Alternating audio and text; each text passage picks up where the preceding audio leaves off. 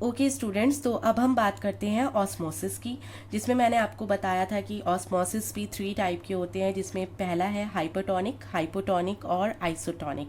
ये मैंने आपके लिए एक डायग्राम ड्रॉ किया है, जिससे आपको एक बहुत ही अच्छे से ये डिटेल में समझ में भी आ जाएगा कि ये क्या होता है और कोई कन्फ्यूजन भी आपको नहीं रहेगी। तो बेसिकली आपको ये याद रखना है कि हाइपरटोनिक जो होता है, हाइपरटोनिक को आप ये याद कर सकते हैं, हाइपरटोनिक का मतलब कि कोई चीज़ जो है वो ज़्यादा है, हाइपर का मतलब ज़्यादा, तो ये मैक्सिमम चीज़ आप इसको याद रख लें।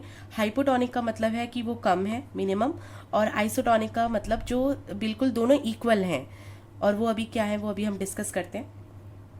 और जो भी सॉल्यूशन की बात होगी, सॉल्यूशन आप अपनी प्रीवियस क्लास में भी पढ़ चुके होंगे। सॉल्यूशन जो होता है, अगर सॉल्यूशन की बात करें तो सॉल्यूशन दो चीज़ों से मिलकर बना होता है, एक होता है सॉल्यूट और एक होता है सॉल्वेंट।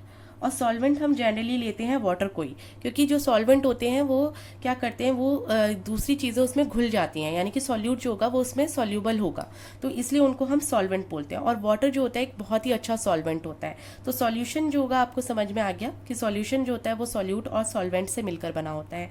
तो यहाँ पर हम बात करें सॉल्यूशन की, यानी कि इसमें सॉल्यूट भी होंगे और सॉल्वेंट भी होंगे।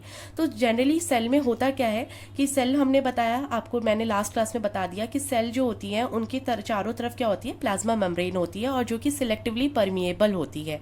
और जब सिलेक्टिवली परमिएबल होती है तो वो जनरली क्या करती है, वो सॉल्यूट को अपने चारों तरफ आने जाने नहीं देती। वो क्या करेगी, वो उससे सॉल्वेंट जो होता है वो ईजिली पास हो जाता है, यानी कि जो वाटर मॉलिक्यूल है वो ईजिली चारों तरफ पास हो जाते हैं। और उसका बेसिक आइडिया ये है कि जो सॉल्यूट होते हैं उनके पार्टिकल्स बहुत बड़े होते हैं, जो कि उस प्लाज्मा मेम्ब्रेन से ईजिली गो थ्रू नहीं हो पाते। तो अगर हम बात करें, जैसे ये मैंने 3 सेल्स यहाँ पर ड्रॉ करी हैं, तो यहाँ पे 3 तरीके के सोल्यूशन हुए कैसे। जैसे कि अगर हम इस सेल को देखें, तो ये जो सेल है, यहाँ पे मैंने थोड़ा सा इसको दिखाया है कि ये प्लाज्मा मेम्ब्रेन है। तो ये जो सेल है, इसके अंदर आप देखेंगे तो यहाँ पर H2O के पार्टिकल्स, यानी कि वाटर पार्टिकल्स जो है वो अंदर ज़्यादा है, और बाहर जो है वो वाटर पार्टिकल्स क्या है, कम है। यानी कि जो बाहर है वो क्या है, वो सॉल्यूशन कैसा है, हाइपरटोनिक है। यानी कि हम वाटर की कंसंट्रेशन में, वाटर के पर्सपेक्टिव से बात करें तो वाटर जो है वो बाहर कम है, और अंदर वाटर जो है वो क्या है, ज़्यादा है। तो बाहर सॉल्यूट ज़्यादा है, इसलिए ये सॉल्यूशन कैसा हो गया, ये सॉल्यूशन हो गया हमारा हाइपरटोनिक सॉल्यूशन। हाइपोटोनिक सॉल्यूशन में क्या हो जाएगा कि वाटर की कंसंट्रेशन बाहर ज़्यादा हो जाएगी और अंदर वाटर की कंसंट्रेशन कम हो जाएगी, तो ये सॉल्यूशन हमारा हो जाएगा हाइपोटोनिक सॉल्यूशन। और आइसोटोनिक में इक्वल, लगभग सॉल्यूट और सॉल्वेंट दोनों ही अंदर और बाहर इक्वल अमाउंट में होंगे। तो जब ऐसा सॉल्यूशन होता है जहाँ पर हाइपोटोनिक सॉल्यूशन हो, यानी कि जो बाहर कंसंट्रेशन है वाटर की कम है और अंदर वाटर की कंसंट्रेशन ज़्यादा है, तो हमने ये पहले लास्ट क्लास में भी डिस्कस किया था कि ऑस्मोसिस प्रोसेस में क्या होता है कि जो वाटर मूव करेगा वो हाई कंसंट्रेशन से लो कॉन्सेंट्रेशन की तरफ मूव करेगा। तो जब हाई कॉन्सेंट्रेशन है अंदर और बाहर जो है वो लो कॉन्सेंट्रेशन है, तो पानी सारा का सारा कैसे चला जाएगा, इस सेल से सारा का सारा पानी बाहर चला जाएगा, और ये जो सेल है ये कैसी हो जाएगी, ये श्रिंक हो जाएगी। इसी प्रोसेस को हम बोलते हैं प्लाज्मोलिसिस।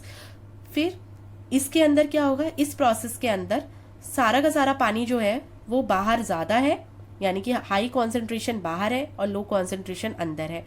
तो क्या हो जाएगा, ये पानी अंदर चला जाएगा, और जो सेल हो जाएगी वो स्वेल हो जाएगी, यानी कि टर्जिड हो जाएगी।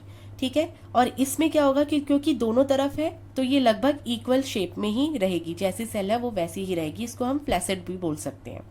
तो आपको क्वेश्चन ऐसे भी आ सकता है कि हाइपरटोनिक सोल्यूशन बताएं, हाइपोटोनिक सोल्यूशन बताएं, आइसोटोनिक सोल्यूशन बताएं, या क्वेश्चन ऐसे भी आ सकता है व्हाट इज प्लाज्मोलिसिस, प्लाज्मोलिसिस क्या है उसको एक्सप्लेन करें। ये बहुत बार पूछा जाने वाला क्वेश्चन है, बहुत ही इम्पॉर्टेंट भी कह सकते हैं इसको, क्योंकि प्लाज्मोलिसिस क्या है। या फिर आपको इस तरीके से भी क्वेश्चन पूछा जा सकता है कि सेल के पर्सपेक्टिव के, कि आपको अगर एक सेल दे दी गई है और आपको सॉल्यूशन बता दिया गया है कि जो सॉल्यूशन है बाहर सॉल्यूट की जो कॉन्सेंट्रेशन है वो ज़्यादा है, और अगर हम उसमें सेल को रखें, या फिर आपको बोल दिया जाएगा कि आपको ब्लड सेल को रखें, या किसी भी सेल को आपको एग्जाम्पल दे दिया जाए, अगर एप्लीकेशन क्वेश्चन आपसे पूछा जाए कि आपको इस क्वेश्चन की अंडरस्टैंडिंग बिल्डअप हो गई है कि नहीं, तो आपको इस तरीके से भी क्वेश्चन पूछ सकते हैं। असर्सन रीजनिंग में भी इस तरीके के क्वेश्चन आ सकते हैं कि एक बीकर है और इस बीकर में क्या है, सॉल्यूट की जो कॉन्सेंट्रेशन है वो हाई है, जो सॉल्यूट है वो हाई है। तो आपको पता होना चाहिए कि अगर यहाँ पे सॉल्यूट हाई है तो आपको ये अंडरस्टैंडिंग बिल्डअप हो गई है अब तक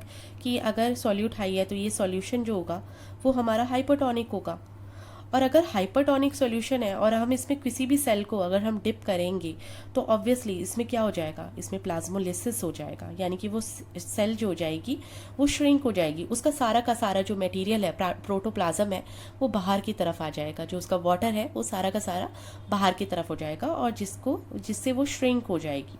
इसी को हम प्लाज्मोलिसिस बोलते हैं। तो दोनों तरफ से इस तरीके के क्वेश्चन पूछे जा सकते हैं और आई होप कि अब ये क्वेश्चन आपको बहुत अच्छे से समझ में आ जाएगा और आ गया होगा, क्योंकि ये बहुत ही अच्छे से मैंने आपको इसमें एक्सप्लेन कर दिया है। ओके।